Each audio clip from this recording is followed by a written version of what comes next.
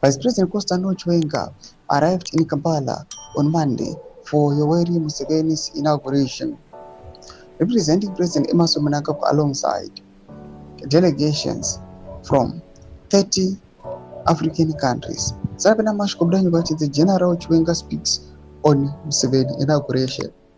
Subscribe or like on the bell icon. Tipta mnambo Branyi Komshinzi.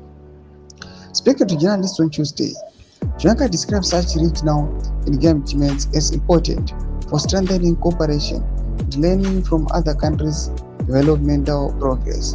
In quotes, we attend ceremonies in member states of the African Union, especially inaugurations following elections, to observe the level of advancement achieved by individual countries and by Africa collectively, he said.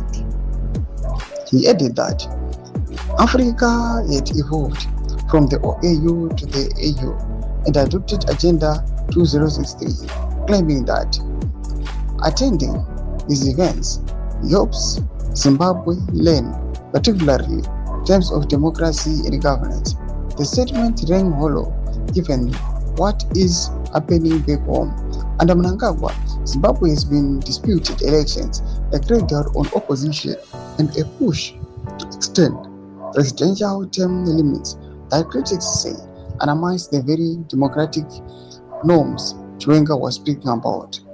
Museveni used his inauguration address to push value addition and industrialization, arguing that Africa must stop exporting new minerals and start processing them locally.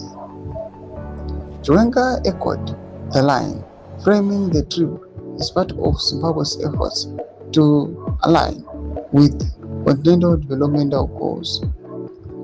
The visit reaffirmed Zimbabwe's bilateral ties with Uganda, but it did little to mask the contradiction of a government preaching democracy abroad while Mnangagwa attended grip at home.